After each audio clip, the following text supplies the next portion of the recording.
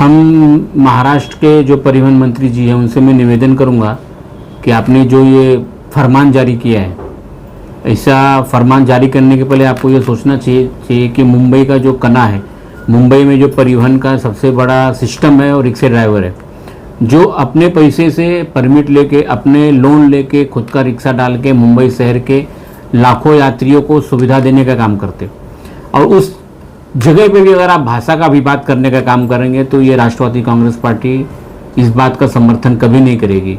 वजह इसकी ये है कि आपको मराठी कंपलसेशन अगर परमिट के लिए करना है तो आपने कितना मराठी सिखाने के लिए क्लासेस चलाने का काम महाराष्ट्र में किया है। हमने हमारी पार्टी के माध्यम से लोगों को मराठी सिखाने का हमने काम किया। अगर आपको इस तरह का कोई फरमान लाना है तो कम से कम उनको अल्टीमेटम दीजिए, 4 से 6 महीना, 8 महीना, 1 साल का समय दीजिए।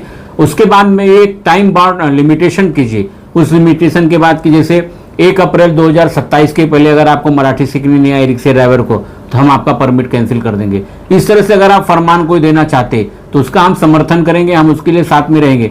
लेकिन अगर आप 1 महीने का फरमान दे के बोलेंगे हम मैं परमिट ले लूंगा तो इसके खिलाफ में हम लोग आंदोलन करेंगे और इस बात को कतई हमारी पार्टी विरोध करने वाली है। पूरे मुंबई में देखा जाए तो सबसे ज़्यादा उत्तर भारतीय है जो रिक्शा चलाते हैं और उम्र उनके लगभग 40 के ऊपर होगा, तो क्या ये सीखने का समय है? मेरा ऐसा मानना है कि कोई भी भाषा सीखने का कोई समय नहीं होता है, सीख कभी भी सकते हैं, लेकिन सीखने के लिए सरकार ने भी उनको फैसिलिटी देने का काम देना चाहिए। आज परिवहन मंत्री जी ने जो बात बोला है, भाषा आनी चाहिए, बुराई नहीं है, हम उसका समर्थन करते हैं। हमने भी मराठी सीखो अभियान की तरफ से महाराष्ट्र में बहुत अच्छे कैंपेन किए।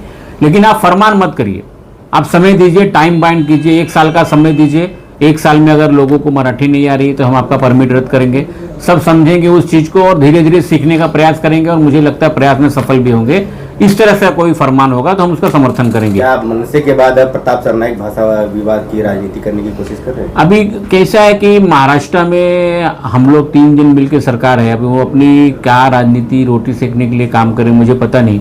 पहले ही रिक्शे चालकों पे महाराष्ट्र के जितनी गाड़ी है, 2 व्हीलर हो, 4 व्हीलर हो, बड़े बड़े गाड़ियों का ट्रांसपोर्ट के ऊपर लाखों करोड़ों रुपए का इन्होंने फाइन मारने का काम किया। फाइन को माफ़ करने की भी घोषणा मंत्री महोदय ने की थी, 75% का रिबेट देने की बात की थी, लेकिन आज तक तो कुछ हुआ नहीं।